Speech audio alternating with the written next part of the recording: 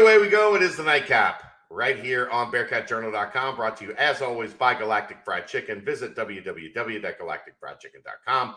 Download the app for Android, iPhone, everything Galactic. Make sure Wednesday through Sunday, you are getting down to Dayton, Kentucky, telling them to pump it up, saving yourself 15%. We're going to have an interesting pump it up conversation, I think, on Wednesday night on the BBP or on the BCJ podcast. But anyhow, tell them to pump it up, save yourself 15%, or go to the app, order delivery. They cover pretty much the entire 275 loop. Like if you're not in the coverage on the 275 loop, you live way out there. Most people, if they don't live there, they work there. So right. So get delivery, go get it in person Wednesday through Sunday. Make sure you are supporting Bearcat Journal. You are supporting one of our biggest sponsors and our good friends at Galactic Fried Chicken. All right, Aaron, it's Monday after the scrimmage. There's a lot going on. The AP poll came out today. We've got a couple interviews up with two offensive linemen, one that a lot of people have been waiting to hear from. So here we go. Here's the keys. All right. I'm driving. And I know I've been in a little bit of a mood lately. You've been a little on edge lately. Are you feeling better? I've dialed it back a bit. I mean, the baby slept last night from like 10 to 4. That's good. 6 hours? That's a long time. She's like 3 weeks old. Look, it's our longest. She actually tomorrow is her 1 month. It's the 15th still, so I had to make sure. Tomorrow she'll be 1 month old. She pooped on you? She did. She pooped on me today. That was not awesome. You are a good dad for me to poop on. It's like round 2 of that joke. Yeah. I mean, when you get a good dad joke, sometimes you got to use it twice. But I dialed it back. I know we talked about the UC being in the AP poll. We talked about that. Don't like preseason polls. You know how I feel. I didn't go off. I didn't get crazy. I'm a little self-aware. We talk every day after we get done with this. We have a little post game where I had people in my DMs like, is Aaron okay? Is he going to be okay right now? Like he's very mad, and I'm like, he hadn't slept in 3 weeks. Like it's going to make everybody kind of a little upset. Sometimes there's some things I feel passionate about, and I dial up the passion, and sometimes I'm a little too dialed in on the passion and not on the content and whatever. I think we would agree. They're in the poll. It's good. I don't like the fact that they didn't get the treatment that, like, when you go to the college football playoff, you get the respect of essentially being in the top 10 the next year. They are getting the G5 treatment of, we expect you to fall off the map, and we're going to rate you 23, and then you're going to lose to Arkansas, and then we're not going to talk about you again. That part bothers me. Michigan's 8. Give me a break. Unless they beat Arkansas, and then all of a sudden... Then we're having a different conversation. So it's on them to go win the game. Get it done. Go win the game. It's even more impressive that they put Arkansas at 18 instead of 22. Because 19, I think. Was it 19 or 18? I thought it was 18. You might be right. But either way, I mean, it's higher than what the coaches poll gave them. Yeah. So beat a top 20 team, and we'll see what happens on the road. Especially if they mess around in the SEC after an early loss to Cincinnati, which doesn't count as much as a late loss and whatever. Right. But all right. No more poll talk. Yeah, I just like we all know it doesn't matter. You shouldn't have polls until like week 4, until you know what you have. It does matter because where you start has an impact on where you finish. They started at 8 last year. It'd be the same thing though if you started in week 4 and where you start versus where you finish. Like my point being, they started at 8 last year and they still barely made it to 4. Well, that's a whole different conversation that I'm not ready for, because then you might see grumpy Aaron come back. Angry Aaron might come back. Let's move on. We had practice today at Higher Ground. Closed again tomorrow. to the media, but they will be practicing tomorrow. There's just some administrative stuff at UC going on where practice is closed. Just whatever. It's not a big deal. But here's what I want you to talk about, though. You interviewed 2 offensive linemen today. I did. And before we get into those conversations, I want to talk about the offensive line, because I remember a conversation you had with Luke Fickell where I tried to tell people. The easy thing would have been. I tried to tell people. Easy thing would have been, hey, we have this offensive line coming back from the Cotton Bowl. They're going to start against Arkansas. That doesn't look to be the case. Joe Huber has been one of the people I talked to today. Dog. With silence brings violence, or what it like. I'm not like, yeah. He's a quiet kid, but he was given an opportunity in the spring with Lorenz Metz out after ankle surgery to play his way into this conversation at right guard. I believe he took every snap at right guard through the whole spring, 15 practices. Chad, I remember when I was writing the Lindy's article, and I'm like, yo, this kid started in spring practice. Do I need to talk about like that being a thing, or I'm sorry, the spring game? Yeah, not spring practice. You went to spring practice. I didn't go to spring practice. Yeah, you went to the spring game while I was off covering AAU basketball. But you were like, I don't know that there's anything to be made from this quite yet, but let's pencil in. It's noteworthy. Let's pencil in the other guys right now, but let's keep an eye on this. And I asked Luke straight up, is it going to be the 5 guys that we saw at the Cotton Bowl when you guys take the field at Arkansas for game 1? And he said, maybe. I think they felt like they found something in Joe Huber. And camp opened, and there was Joe Huber at right tackle. And there was Dylan O'Quinn at right guard. There's 3 things we know. Dylan O'Quinn is going to be a starter. Sure. Jake Renfro is going to start at center. And James Tunstall is going to be the starter at left tackle. Which, if you watch the interview with Renfro, the guy we're not even talking about, the left tackle spot, that's the most important spot on the offensive line. What's the best thing? Like, I maybe I can phrase this better. How do you know somebody's doing a very good job on offensive line? Because nobody's talking about it. And that's been James Tunstall. Like, it's amazing. He came in last year. He had to work and earn that spot. He has done so. And he has been a rock. Are you seeing in any of the articles written from camp, about camp, anybody asking questions about camp, about left tackle, about struggles at left tackle? No, because he's doing the job that's asked of him.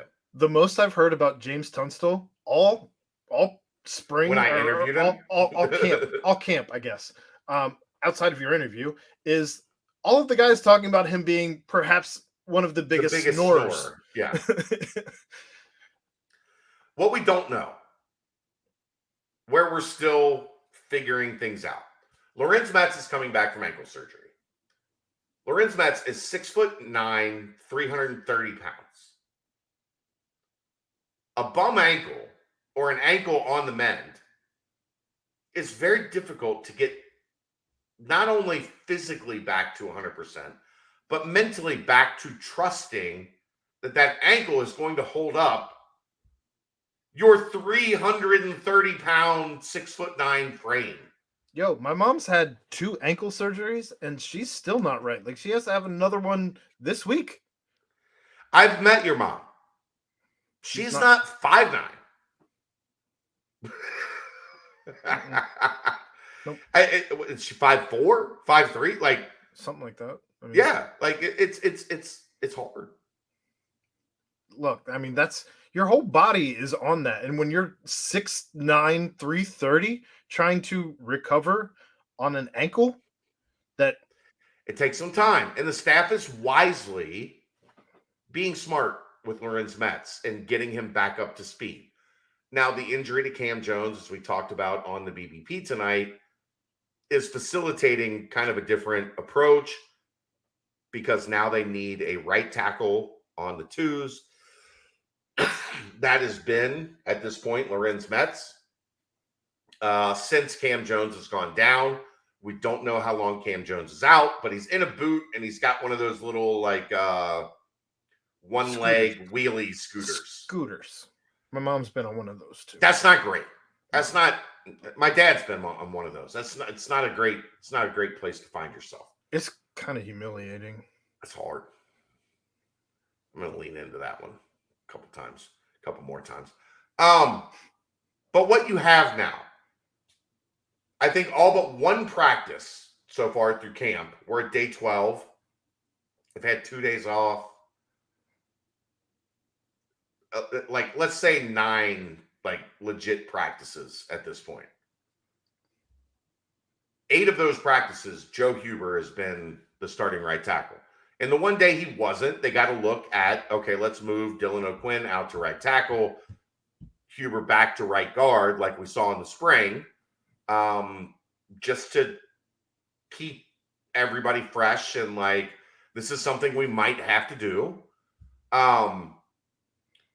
But it looks like as we're heading towards September 3rd, the most likely combination on the right side is Huber at right tackle, O'Quinn at right guard, Renfro at center, Tunsil at left tackle. That gets us to left guard. Left guard is getting interesting, Aaron. Because Gavin Gerhardt, who has spent the past 12 months, essentially, since this time at camp last year when Jake Renfro had his hip act up. At center, Gavin Gerhardt was moved to center. Gavin Gerhardt was a guard, was projecting favorably to being a factor at guard. Until he wasn't. Until he vanished for a year learning how to play center. He was not good at it at this point in time last year. That kid worked his ass off. And by spring, Renfro gets his hip fixed, can't participate in spring ball. Gavin Gerhardt was the number 1 center all through the spring. And we never really batted an eye at his ability to play center in the spring, which showed he had worked relentlessly. Because let me tell you, and he will tell you, I'll talk to him. I'll get him on camera and say, how good were you at center last year at this point in time? And he would be like, that fun. I remember the conversations we were talking about, the handoffs were not good. There were some issues with the snaps. Yeah. And there were some issues, not only snaps, but the responsibility of a center to not only get the snap right, but then pop up to a 315-pound defensive tackle in your face. We were scared going into game 1 if Gavin Gerhardt was going to be your starting center. I remember clearly those conversations. So Gerhardt proved himself and his ability to work and continue to grind and become effective as the backup center. Well, we heard it in the interview today. He hasn't stopped working. He's still the backup center. He is also now a factor at left guard. 90 plus snaps, double IVs. Let's go. Right. Gavin Gerhardt is pushing Jeremy Cooper for that left guard starting spot because I think the staff rightfully said, look, you have a chance to be our best option at left guard. We cannot take that away because you are also the guy backing up Renfro at center. But this plays right into the mantras that they have posted up all over camp. Do something the same way that you do everything. Iron sharpens iron. There's several more. Deserve nothing, earn everything. This is they've ingrained this into the culture. This is who they are. You can't just expect to be handed a position. Not at left guard, not at right guard, not at quarterback, not anywhere. Running back. Just cornerback, figure it out. Safety, right? Work your ass off and you'll be given the position because you're the best at the job. Not because you had it last season. Not because you had it last week. Right. It's been, in that regard, it's been a fascinating camp. because there are some really interesting position battles popping that Well, maybe people didn't expect unless you paid close attention to everything we were talking about and every piece of content we produced. You want to know why you got to watch all the videos and read all the reports and do everything because there's important stuff in all of it. That's how you do content, Aaron. You put important stuff in all of it. I mean, I don't want to get in the weeds on it, but I mean, Jaquan Shepard could have given up because JQ was skyrocketing and still has been great. But guess what? Jaquan Shepard has elevated his level of play to match JQ's level of play. That's how you do it, right? Unnecessary thing. So I think that it'll be very fascinating to watch, especially on this offensive line, because we don't talk much on the offensive line because it's not the sexy position. They're not out making plays like the splash plays or the big plays. So, and I'm not an O-line, D-line expert. No, well, because you're watching the ball more often than not when you're at practice. It's hard. I spend a lot of time watching that stuff, but I'm not going to be able to tell you this guy's technique looks great. Right. I listen to all of that. I learn as much of that as I possibly can. But I'm not gonna lie to you guys and pretend like I'm. A lot of that stuff's gonna be seen. It's gonna be seen on tape, right? Like you're not right. I'll tell you what. His hand placement on that left hand drive, the way he popped into the run game, I'm not that smart. I'm not. I'm okay to admit it. What'd you think about the interviews? We got everybody says 20 minutes is the max. 3 minutes. What'd you think about the interviews? Jake is awesome. Jake is always he's so comfortable in front of the camera. He gave great insight to the O-line, the D-line, all of that stuff. Well, of course, you know me. I'm nitpicky about some things. Everything was awesome. Everything was awesome. He needs to find another word to sprinkle in here and there. Use a thesaurus. But outside of that, he's so fun. Just his energy is fantastic. Yeah. And I'm watching it and I realize I'm smiling and I'm like, why am I smiling? Because I'm having fun just watching him talk, getting excited about everything that he had to say. He loves talking ball. That's the thing about Jake. For sure. He loves talking ball. But he's obviously very excited about the gelling that this team has done over the past week, which is, as you're moving pieces around, it sounds like they've kind of gotten into a rhythm. And so, yeah, I mean, of course he's excited about the fact that they're gelling right now. And then Joe Huber, who is the guy that doesn't talk, he was put in front of the camera for the first time. I felt sorry. I felt bad for him because it's not comfortable for him. But I thought he handled himself pretty well. He did. He was thoughtful. He did take some time. When he was asked a question, you could see it was a stark processing it. Stark difference between him and Arquan Bush. I think Arquan Bush already knows the answer that he's going to give before you even ask a question. Yeah. There is no pause when it's Arquan Bush. But yeah, I mean, he did well. He's a sophomore. He's got some time. He was a late bloomer in high school, obviously. So he wasn't used to being in front of a camera as he's finding his way through wrestling and what have you. And, obviously, he's kind of come into. He didn't play varsity until his senior year of high school. I mean, it's weird. I mean, kind of like a Daniel Skillings, where all of a sudden you just picked up ball a couple years ago. So I don't know. I mean, I'm excited to see what the future holds for him, because if he really works his ass off the way that it sounds like everybody around him is saying it, and he just keep doing you, man, and you'll figure it out. You figured out how to be an engineer. You figured out how to be a starter here for a returning college football playoff Bearcat team as a sophomore. You'll figure out how to be on camera. Sophomore. He's going into year 3, but Look, I'm looking at the sheet. I don't know. I mean, Joe Huber will be just fine. RSO, redshirt sophomore. Well, this was the spring numerical roster. I don't have the newest one That's in a front long of me. time ago. And that one just says SO. So yeah, RSO, redshirt sophomore. All right, that's going to wrap it up. Thanks everybody for tuning in to all the content tonight. We'll keep it going tomorrow. Like I said, practice is closed to the media tomorrow, but we'll be back at it Wednesday. And then also Wednesday, I think we're getting a little special insider look at the new locker room for some media members. So keep tuned for that. We're going to interview. Hold on. We got to get me out of this thing.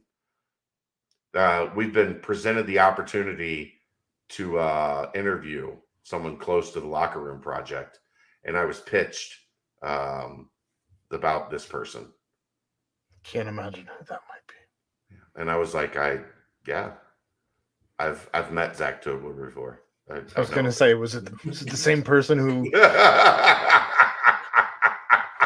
may or may not have given me a sneak preview? We're familiar with Zach Tobler. Yeah. I'll have a couple questions for Tobes when we do the locker room thing on Wednesday. So stay tuned for that. Thanks everybody for tuning in. He's Aaron Smith. I'm Chad Brendel. It's the Nightcap, brought to you by Galactic Fried Chicken, right here on BearcatJournal.com.